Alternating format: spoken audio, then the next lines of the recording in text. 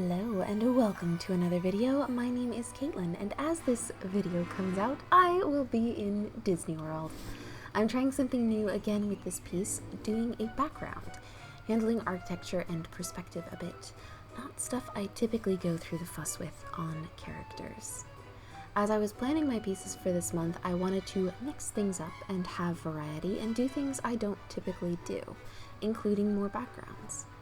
Disney World is, of course, rich with lovely architecture, but it wouldn't be spooky month without some spooky stories.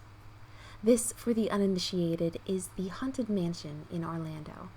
The one in California looks different, and I'll talk about that a little bit later on. The Haunted Mansion has its obvious spooks, of course, talking about the theatrical ones that Disney intentionally built in as part of the show. But it also is home to some supernatural hauntings as well. Depending on who you ask, the Haunted Mansion has seen sightings of ghosts wandering the grounds at night, poking their heads out on the rides, and generally doing ghosty things, but those haven't worked their way to a legendary level quite just yet. One that does stand out for the Disneyland California location involves a little boy. The legend goes that his mother came to the park, scattered his ashes in the ride. Ever since then, his cries for his mother have been heard throughout the ride, as well as next door at Pirates of the Caribbean. In Disney World, a photo was captured of what appears to be a little boy's head, peering out at the camera, with no plausible explanation evident as to how or why a little boy would be in that spot, or facing that way. It's a ghost.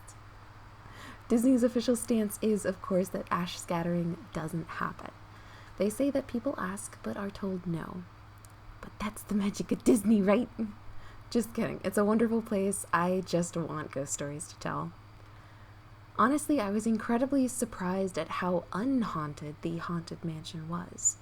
I was expecting a few more in-depth ghost stories about people haunting it since, after all, it is the spookiest spot in the park. Maybe it's because there's so many other pretend ghosts that the real ghosts fit right in and no one notices. Or it's not haunted. You decide. As I was researching the piece, I finally realized that the Orlando and California Haunted Mansions are really, really different. To be fair, it is not something I had ever really thought of before, but it was neat discovering that. Upon further research, I found that it had to do with where the mansion was in the parks. In Disney World, it's in the Colonial Quarter, so it has that sort of architecture, whereas the Disneyland version is in the New Orleans Square section, so it has that good old Southern style instead. I've been told the insides are the same, or at least similar, but I honestly have no idea, and I am resisting looking that up because I have never seen it. I don't want spoilers. I have been to Disney World before and had the chance to potentially go on the ride, but I chose not to because it still scared me. When I was very, very little, there was a VHS sing-along tape that my sister and I would watch a lot. It was all about Disney World, and it was fun, and I only remember one thing about it now, and that is that there was one song that was about the Haunted Mansion, and it started with terrifying trees that came to life and danced. And I was so scared of it that my mom had to fast forward through the tape every single time. A few weeks ago, my mom sent me a gif of that song. I cannot tell you how hilarious it actually is and how deeply unscary it is now. I have no idea why it was so scary to me then, but kudos to my mom for skipping it for my ridiculous little child brain back then. I started really getting into spooky things as an adult. Part of what got me into them was watching Let's Plays on YouTube of gamers that I already liked their other gameplays, and then they did a spooky thing, and I wanted to watch it just for enjoying them and their hosting.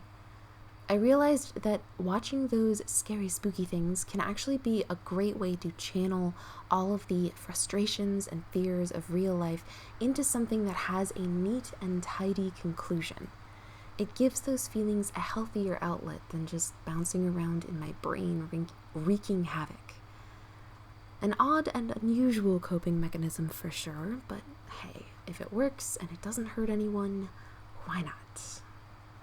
No amount of distractions or healthy spooks was truly enough to help with my overly ambitious plans for my art this month. Having gone from not really doing any personal work on my off time to doing my thesis, then now the 2 videos per week for October, it was an exponential growth of work, and this piece did not help. It was far too ambitious for the timeline I wanted to do this in. Not only is it a fairly elaborate piece, but it's got quite a steep learning curve for me. I used the same working method that I typically use for characters, and that is to use separate layers for each piece, so shading can go super fast and super clean. At least on the characters. But on something this detailed, there were a ton of layers. I tried to keep them as organized as necessary, which helped, but the end layer structure is still insane. If I do this sort of thing again, I will try a much flatter approach, perhaps only breaking things up where truly necessary and using a technique closer to what I've seen for comic book flats, which involves doing those neon colors you see me use in so many of the starts of my projects, but all on one layer, and using that one tool to select just the right parts for coloring. Going in, I was mostly focused on the perspective and general shape of things. There was no reference picture that I found that was just right. Everything was off in some way. Maybe it wasn't the right angle or the right lighting, or it was too blurry to really see what I needed, so it ended up being a collective mix of quite a few reference ideas. That's typically what you get anyway. I really liked the colorful lighting I saw in a few of the night pictures, but those weren't lit well enough to see what I was doing on the building. In others that were well lit, the front trees blocked quite a lot.